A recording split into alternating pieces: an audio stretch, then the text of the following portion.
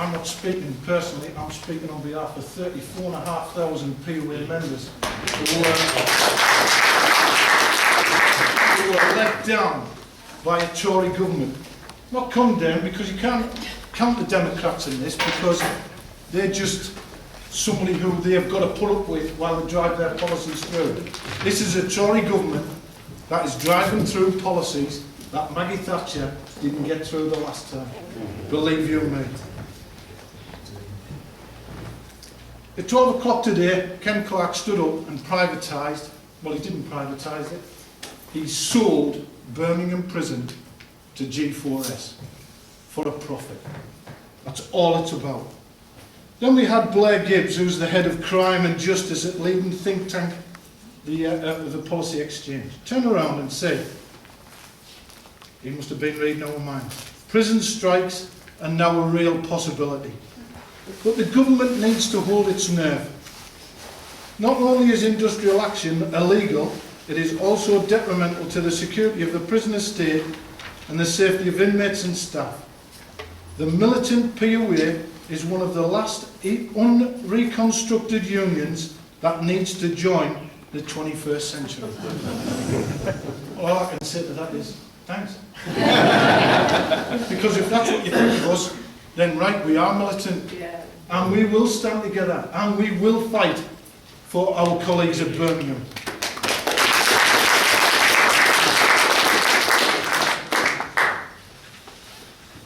When he stood up, we had Sadiq Khan, that great socialist, had rang our headquarters in Cronin House in Edmonton, and he was asking, have you got any questions that I can ask the Justice Minister? So we give him them.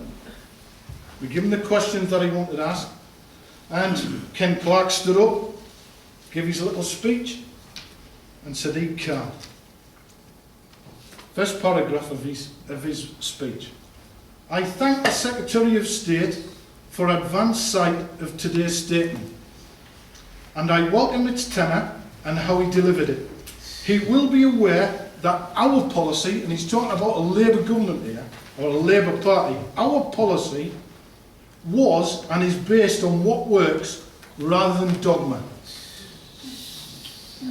When the Labour Party took over, they nearly doubled the prison population in this country because of how many people they could lock up. They want to lock up more people than what the Tories did before. He then went on to say, during our time in government, 9 new private sector prisons were provided and 3 new establishments had been opened and run by the public sector. And I recognise that they have played a successful role in our prison system. It is right that we began the market testing that he is reporting on today. That is absolutely disgraceful. And from somebody, from a party, which I can't believe, that trade unions pay money to.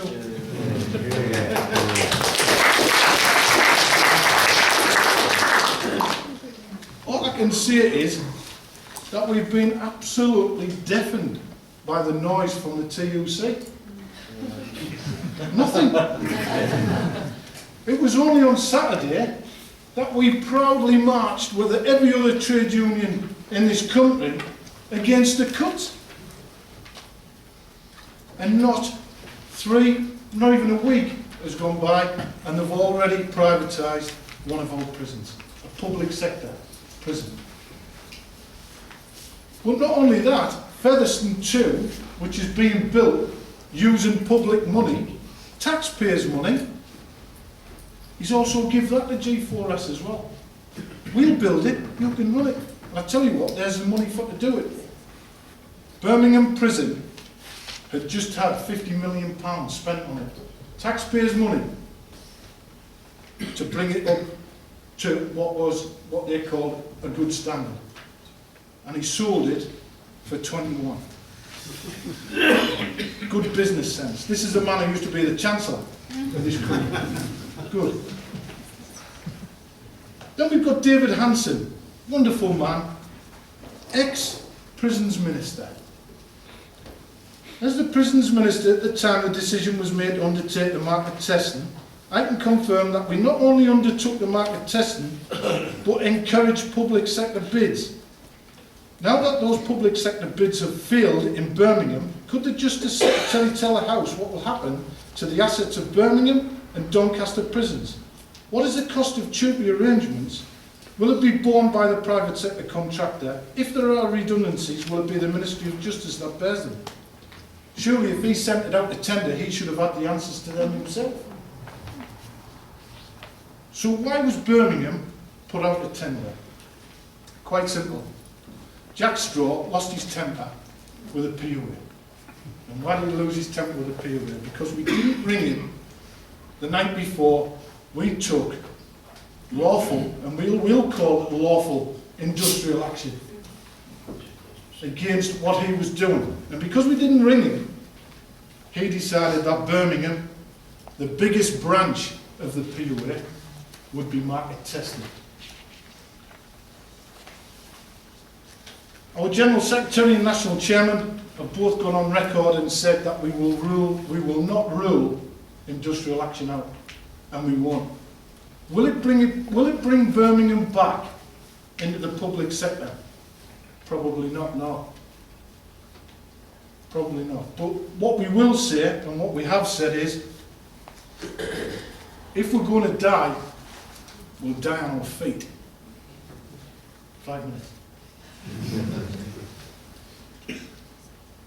The ex-chief executive of Norms, Mr. Phil Wheatley, who was just accepted, just before the bids were announced, he accepted a nice cushy number on the board of G4S.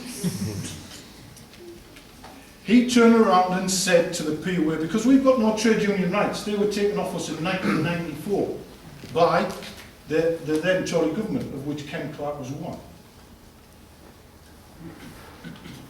We signed up to the JERPA, which was a Joint Industrial Relations Procedural Agreement, which really should have just said, you can't do anything. We signed up to it in good faith, because we thought then we'd be able to stop what was happening to us in the prison service. Then management all of a sudden turned around and decided that they wanted a rule on what was a dispute. So every time we put in a dispute, they ruled and said, that's not a dispute. So we went to court, and the courts turned around, only enough, and agreed with management. So we came out of that. Jack Straw then brought back Section 127. But he brought it back, which was even worse than what the Tory government put in 1994. We can't even go out for our lunch without being told we're going to be taken to court. Since Monday, we've had a letter before action, because we sent out our branch circulars telling people and reminding people of our policies. And our policy is this: if a public sector prison goes over into private sector, this union will start industrial action up to and including strike action. We're not interested in the law. It's a bad law. They're all bad laws. And it's about time